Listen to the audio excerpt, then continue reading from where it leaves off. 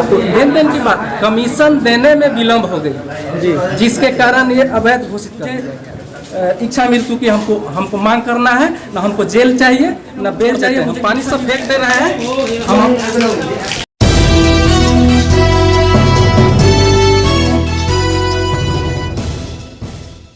City प्रखंड में हम वेंडर पे काम करते हैं।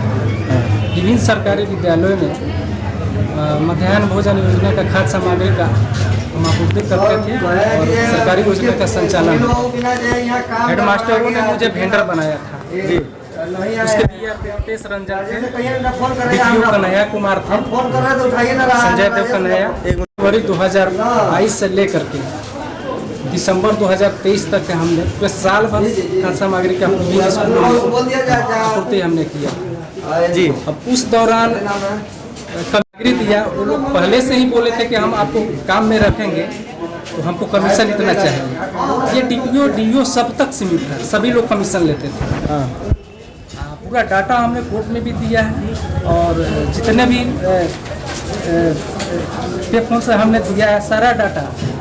आपको केस के आयु हैं सुनील कुमार सिंह, वहाँ तक भी हमने सबको पहुँचा दिया, जिसमें 17 लाख की गबन की मामला आई थी जांच कमेटी में। जिस समय जांच हुई थी, स्तरीय जांच हुई थी, उस समय हमसे कोई बातचीत नहीं की गई। कम से कम जांच कमेटी को हमसे बातचीत करना चाहिए। मेरे खाते में जो पैसा आता है दोषी मुझे बताया जाता है, तो आपको पूछना चाहिए था ना कौन पैसा किसका किस तरह से है। हमसे एक भी शब्द नहीं पूछा गया इस संबंध में, सीधा दोषी ठहरा दिया गया कि आपने गबन किया है। अच्छा, मैंने गबन कैसे किया? आपने मेरे खाते में राशि भेजा जी, तो आपकी जिम्मेवारी है कि हम कैसा राशि भेज रहे हैं। राशि किसके द्वारा है?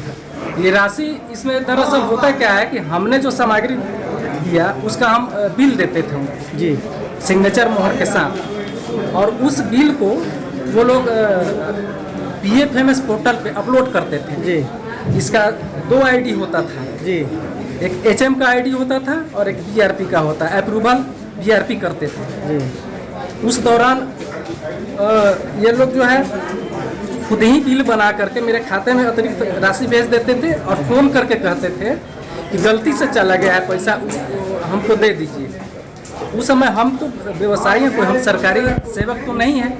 अवैध और वैध का हमको इस चीज़ का ज्ञान ही नहीं था कि क्या वैध हो सकता है, क्या हम तो सिर्फ हम बेरोजगार एक आदमी थे, अपना धंधा करने के लिए इसमें जुड़े। तो हम लोग तो सोचा ये तो ऑथेंटिक आदमी है, इनको दे देना। जैसे जैसे वो लोग जिस पे फोन पर कहे उन लोगों को राशि हमने ट्रांसफ़र करते गया। 28 फरवरी की राशि दिया उनको, जो जांच कमेटी गबन जितना ठहराया गया है उससे अधिक राशि हमने जमा कर दिया। लगभग 19 लाख 22 लाख के आसपास जो है हमने एक राशि उन लोगों को दे दिया है। बात है जब आपने केस कर दिया तो पुलिस का काम है। BRP को हमने मोटी राशि दिया कि स्कूलों का राशि है, हमने उसे दे दिया जी। तो आखिर ऐसा क्या जो पैसा आ रहा था वो किसके माध्यम से आ रहा था? पे फोन पर पे 10,000 का हमने सामग्री आपको दिया आपके विद्यालय को योजना चलाने के लिए, तो आपको 10,000 की राशि हमारे खाते में भेजनी चाहिए थी जी जी, मेरे बिल के अकॉर्डिंग जी। हमसे आपको वैध बिल लेना चाहिए था। आपने क्या किया, हमारा बिल बुक भी फाड़ लिया या कहीं से छपवा लिया जी, आप उसको अप्रूव कर दिया। उस बिल पर ना मेरा साइन है ना मेरा व्यवहार है। तो ये क्या MDM प्रभारी के द्वारा होता था या प्रिंसिपल के द्वारा? प्रिंसिपल और MDM प्रभारी के द्वारा होता था। अच्छा, लेकिन जांच कमेटी और DPO जो मिल करके, ये सरकारी लोग थे, इन लोग पर कार्रवाई होता था, इन लोग को निलंबन होता, बहुत सारी बात होती। इन लोग को बचाने के लिए प्रत्येक स्कूल से, मिडिल स्कूल से 10,000, प्राइमरी स्कूल से 5,000 की उगाही की गई। इन लोगों को बचा करके एक प्राइवेट आदमी को फंसा दिया गया जी। आपके फंसाने में मुख्य रूप से किनका योगदान है? मुझे फंसाने में मुख्य रूप से आपको संजय कुमार देव कन्हैया का हाथ है और BRP रितेश रंजन का हाथ है। अच्छा, मेन रूप से यही? हाँ, ये लोग जैसे जैसे हेडमास्टर को कहते थे वैसे वैसे ये लोग लिख के देते थे कि ऐसे लिखिएगा तो ऐसे ये फंसेगा, आप लोग बचिएगा। ये कहा गया था कि आपको खाते में जमा करने के लिए भी, तब जमा किए थे क्या? हमने तो, कहने का मतलब आपका जो राशि मेरे यहाँ आया, आप पहले से बोले रहते कि ये अवैध राशि है, तब ना हम इसको बॉन्ड लगाते। जी अब 1 साल हमने आपूर्ति किया आपको सामग्री, अचानक से अवैध राशि हो जाता है।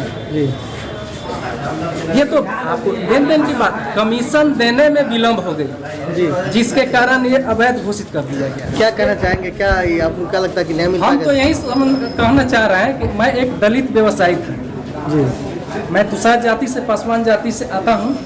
ये लोग सारे अपर कास्ट के लोगों ने मुझे फंसाने का काम किया है, क्योंकि जितने भी हेडमास्टर से सब अपर कास्ट के लोग थे और मुझे फंसाने का काम किया है, मेरे लाइफ के साथ खिलवाड़ किया है।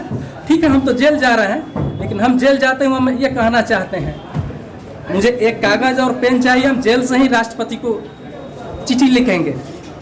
हम चिट्ठी इसलिए लिखेंगे कि मुझे इच्छा मृत्यु की हमको मांग करना है, ना हमको जेल चाहिए ना बेल चाहिए, मुझे इच्छा मृत्यु चाहिए।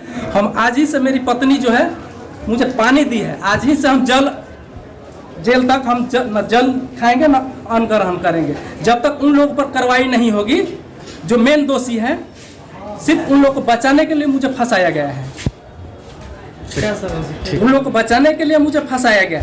आप पैसा सरकारी राशि का जो है मेरे खाते पर भेजते हैं और फिर ले लेते हैं, तो हम दोषी कैसे हो गए?